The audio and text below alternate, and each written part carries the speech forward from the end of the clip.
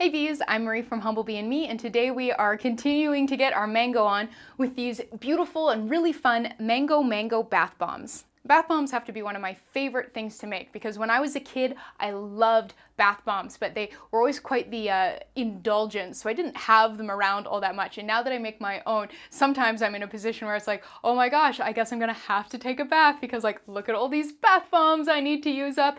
And that's the kind of hardship I like in my life. So a bath bomb is basically a dry acid-base reaction that's just waiting to be kicked off by you dropping it in the bathtub.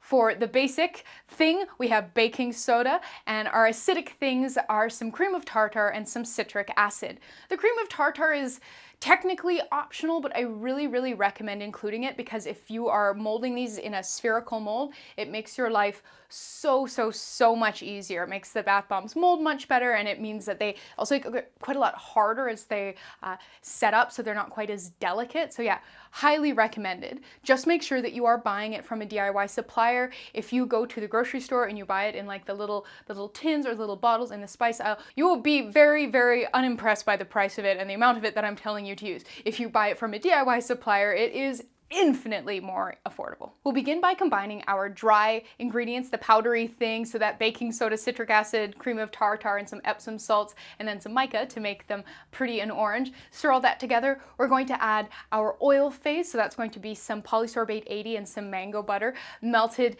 together, and that's going to start to make the mixture kind of wet enough that it can start to form. But then the final step is adding just the smallest amount of water.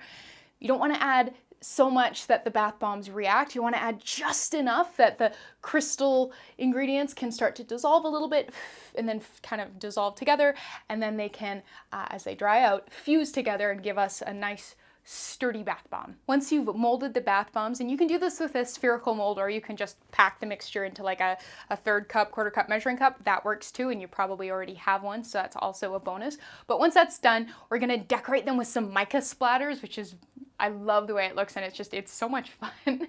And then leave it to dry, and then you're ready to just have some beautiful mango-y baths. So come on, let's get started.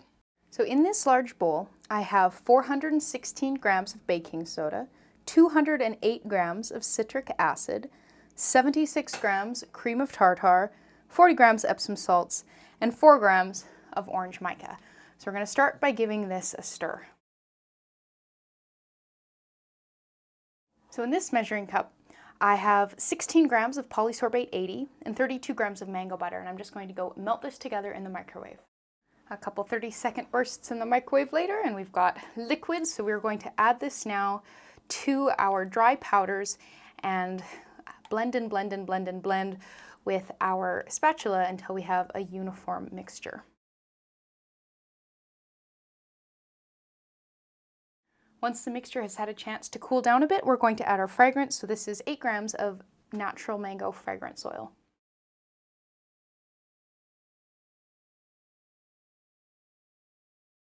Once your mixture is nice and even, you've thoroughly incorporated all of the fats and the fragrance, and you're not finding any kind of big blobs of anything with your hands, we are ready to start introducing a wee bit of water so we can mold the bath bombs. So what you're going to need is a mister bottle with some witch hazel in it, and then a second mister bottle with some 70% isopropyl alcohol in it. You'll also need a spoon and a mold.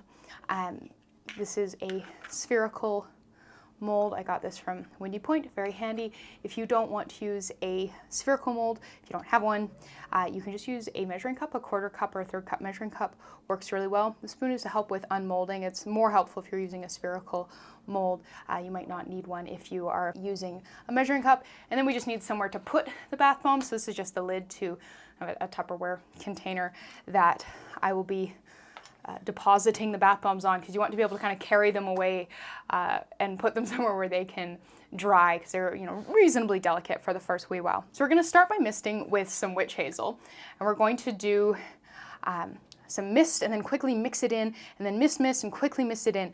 We want to add just enough moisture that the bath bombs will mold well, that they'll sort of start to dissolve a little bit, and then we can press them together, and then as they dry out, they'll fuse together. But we don't want to add so much moisture that they react now. Obviously, we would like that to happen in our bath later. So, mist and mix.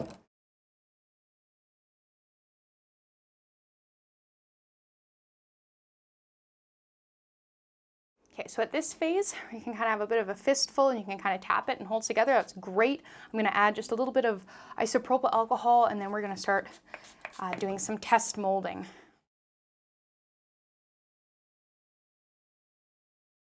So when you're doing a spherical mold, what you need to do is resist the temptation to pack both sides of the mold full and then try to press them together. You want to lightly scoop and then press together. Don't twist or you'll cleave it in half. Dust off the excess, and then we're going to hit it with a spoon and then unmold. Boom, boom, tap, tap, tap, tap. Okay, good stuff. And then repeat.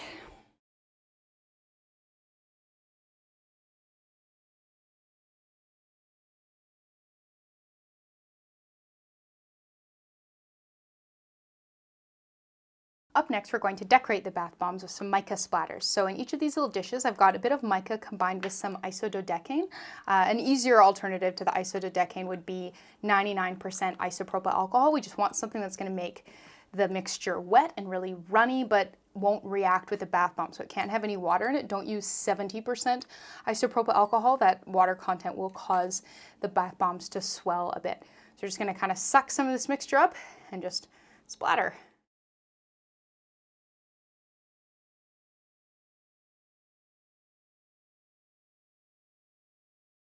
I want to finish off with a little sprinkle of some biodegradable glitter. So I'm going to use this Glamour Gold, which is new from YellowBee. And they package them in these kind of neat glue containers, so if you snip the end off, you can kind of just sprinkle as such, and it's quite convenient. And that's that for the making part. Let's take a look at how this leftover mixture fizzes up.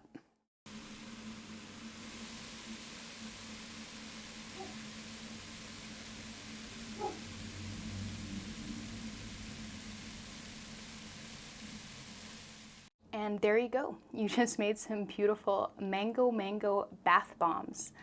Please remember to go down to the description box below this video and click through to read this recipe on my blog, where you'll find a lot more information. You'll find the full recipe written out, all the instructions written out, links to places to purchase all of the ingredients, more information on substitutions, scaling, shelf life, and a whole lot more, including a lot more mango-themed recipes. I've been doing a lot of them lately. So thank you so much, and I'll see you next time.